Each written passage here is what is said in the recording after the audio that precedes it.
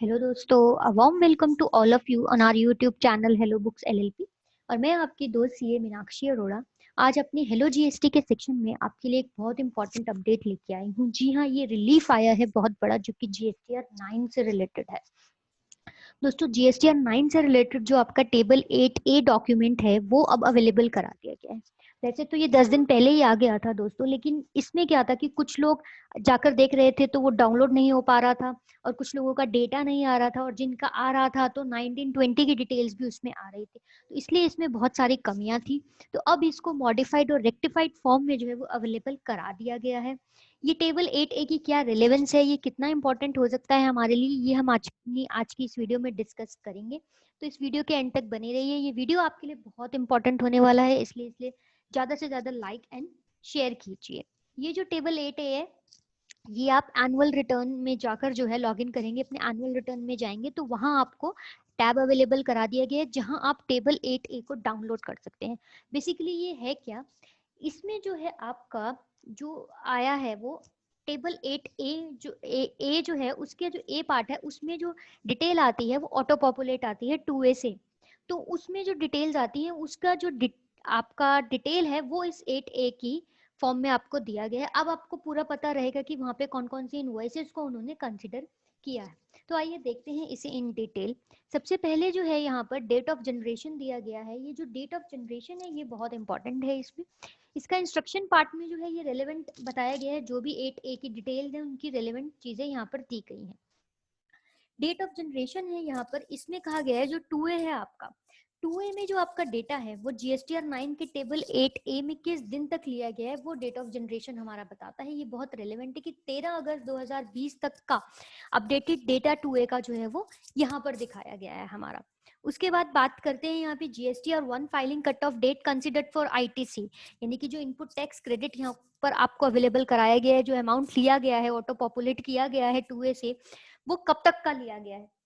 GSTR 1 जो आपके supplier को भरनी थी वो कब तक भरनी थी कि आपका जो डेटा है वो यहाँ आ जाए, वहां की कट ऑफ डेट यहाँ पर दी गई है 31 अक्टूबर 2019। कट ऑफ डेट से रिलेटेड और भी बहुत यहाँ पे इंपॉर्टेंट जो है वो नोट दिया गया है, that cut off date for availability of ITC, यानी कि GSTR 1 filed by supplier up to tax period of September of financial year till the cutoff date has been considered for availability of ITC. For the financial year 18-19, the cutoff date is 31st October 2019. देखिए, यानी कि यहाँ पर कहा गया है कि आपको जो है फाइनेंशियल ईयर 18-19 के कोई भी अगर आपके इनवॉइस है उसको आपका सप्लायर अगर 31 अक्टूबर तक फाइल कर देता है तो वो यहाँ पर शो हो जाएगा, 8A में होगा आपका। अगर 31 अक्टूबर के बाद करता है तो वो यहाँ पर शो नहीं हुआ जाएगा। देखिए, कट ऑफ डेट यहाँ पे 31 अक्टूबर क्यों दी गई है, जैसा कि आप लोग जानते हैं कि आईटीसी यानी कि इनपुट टैक्स क्रेडिट को क्लेम करने की लास्ट डेट क्या होती है, जो आपका फाइनेंशियल ईयर होता है उसके एंड होने के जो सितंबर मंथ की आपकी 3B होती है जो हमें फाइल करनी होती है, वहां तक आप ले सकते हैं। तो इसलिए यहाँ पे 31 अक्टूबर कहा गया है कि आप जो है यहाँ तक अगर फाइल हो गई है रिटर्न्स तो आपको मिल जाएगा। दूसरी बात करता है that DSTR 1 filed after the cut off date has not been considered for availability of ITC but the same has been available in 2A। जी हाँ, बिल्कुल, अगर आपके सप्लायर ने जीएसटीआर 1 कट ऑफ डेट के बाद फाइल किए तो ऑब्वियसली वो 2A में तो जाएगा ही जाएगा आपका डिटेल, लेकिन यहाँ पर वो अवेलेबल आपको नहीं होगा आईटीसी के लिए।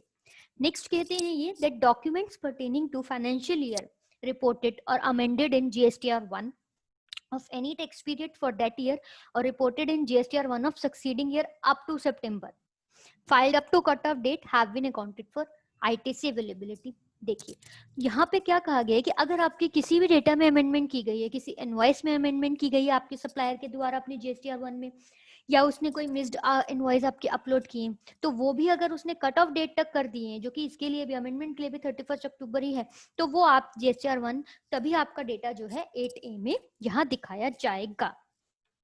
तो ये हमारा प्रॉपर है।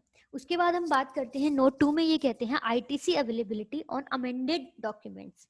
तो क्या होगा यहाँ पर, in case of documents which are amended the actual values are displayed in B2BA and CDNRA tables. यहाँ कहते हैं कि जो B2B है उसमें एक्चुअल इनवॉइस आएगा, लेकिन अगर कोई अमेंडमेंट होगी तो वो आपकी इस B2BA में आएगी, क्रेडिट नोट एक्चुअल इसमें आएगा और क्रेडिट नोट अमेंडेड इसमें आपका जाएगा। तो ये क्या कहता है कि ये जो है आपका अमेंडेड जो इनवॉइस है वो एक्चुअल वैल्यू आएगी आपकी अमेंडेड टेबल्स में, लेकिन जो आईटीसी आपको मिलेगा वो डिफरेंशियल वैल्यू पर ही मिलेगा। जी हाँ, यानी कि अमेंडेड माइनस ओरिजिनल वैल्यू पर। और सेकंड पॉइंट में कहते हैं इन केस अगर आपका जीएसटी ने अमेंड कर दिया उसने, तो आईटीसी जो है वो उसको मिलेगा जिसका जीएसटीएन अमेंड हुआ है, यानी कि वहां पर आपको उसका ओरिजिनल रिसिपेंट को जो आईटीसी अवेलेबल नहीं होगा, और रीजन फॉर नॉन अकाउंटिंग जो है वो सामने लिख दिया जाएगा कि जीएसटी आपका अमेंडेड है। तो आइए आप देखते हैं इन डिटेल क्या हमें यहाँ पे B2B में डिटेल्स जो है यहाँ दी गई हैं। आपको यहाँ पे जीएसटीएन पीरियड भी दिया गया है कि जीएसटी 2A का जो पीरियड है वो दिखाया गया है, जीएसटीएन ऑफ द सप्लायर, फिर हमें trade name, legal name, invoice की proper details, invoice number, type, invoice date, invoice value, फिर आगे वही ये एग्जैक्टली फॉर्मेट 2A वाला ही है हमारा, प्लेस ऑफ सप्लाई, फिर रिवर्स चार्ज ट्रैक करते हैं या नहीं, details of taxable value, rate, tax amount, everything यहाँ पे दिया गया। फिर यहाँ पे काउंटर पार्टी जीएसटी और 1 फाइलिंग डेट भी दी गई है कि उन्होंने अपनी जीएसटी और 1 कब कब फाइल की है। वही जो लास्ट कॉलम है ये बहुत इंपॉर्टेंट है, ये आईटीसी अवेलेबल का कॉलम है, यानी कि किस किस पार्टी के रिस्पेक्ट में आपको आईटीसी अवेलेबल है और किस में नहीं है। अगर है तो यस किया जाएगा, आईटीसी अवेलेबल नहीं है तो यहाँ पे आपका ऑप्शन नो आएगा, और साथ में ही आपको रीजन फॉर नॉन अकाउंटिंग भी दिया जाएगा। जी हाँ, देखिए होता यही है कि जब आप एनुअल रिटर्न 8A देखते हैं जाते हैं तो वहां पे एक क्यूमुलेटिव फिगर होती है इनपुट टैक्स क्रेडिट की, जो कि ऑटो पॉपुलेटेड होती है, तो वहां बड़ा कंफ्यूजन होता है, आपको लगता है कि हमारा ये आईटीसी होना चाहिए था, ये यहाँ पर नहीं है। तो उसी सारी कंफ्यूजन को जो दूर करने के लिए यहाँ ये इन डिटेल हमें जो है ये डॉक्यूमेंट दिया गया है, जहाँ ये बताया गया अगर आपको कोई आईटीसी अवेलेबल नहीं कराया गया तो उसका रीजन क्या है, क्यों नहीं लिया गया, वो यहाँ पर हमें बिल्कुल साफ दिया जाएगा। ये जो reason for account non accounting है ये हमें दिए गए हैं, उसके लिए हम फिर से एक बार इंस्ट्रक्शन टेबल में चलते हैं। यहाँ पे बताया गया है reason for non accounting of ITC, किन किन केस में जो है ये अकाउंट नहीं करेंगे, अकाउंट फॉर आईटीसी को हमें अवेलेबल नहीं कराएंगे। पहला है reverse charge document. Reverse charge document क्या कहता है, when the supplier has filed the document in GSTR 1 indicated the suppliers reverse charge. देखिए कई सपोज कीजिए कि आपके सप्लायर ने जब आपको इनवॉइस दिया वो तो नॉर्मल इनवॉइस दिया, लेकिन जब वो अपनी जीएसटीआर 1 फाइल करने गया तो उसने गलती से वहां रिवर्स चार्ज में दिखा दिया उसे। तो अगर वो रिवर्स चार्ज में दिखा देगा तो वो हमें यहाँ अवेलेबल नहीं होगा आईटीसी, तो वो यहाँ पे नहीं दिखाया जाएगा, नो करेगा और सामने रीजन में दे देगा आपको। POS lies in the supplier state, यानी कि where the supplier state code and POS lies in the same state but recipient state is different, ये होटल्स के केस में रहेगा आपका। GSTN is amended, अगर सप्लायर ने GSTN अमेंड कर दिया है तो क्रेडिट जो मिलेगा वो अमेंडेड GSTN को ही मिलेगा, इसलिए ये सब डिटेल जो है वो आपके रीजन दे दिए जाएंगे। Where the document date is during the period where the supplier was under composition scheme, यानी कि सप्लायर ने आपके कॉम्पोजिशन स्कीम को ऑप्ट कर लिया बाद में जाकर। Invoice date is after supplier's cancellation date, mean supplier का कैंसिलेशन होने के बाद की इनवॉइस डेट अगर उसने दी है तो वो भी यहाँ पर नहीं कंसीडर की जाएगी। तो ये सब जो है हमारा इस रीजन फॉर नॉन अकाउंटिंग में आ जाएंगे, जो कि बहुत इजी कर दिया गया है अब आपके लिए।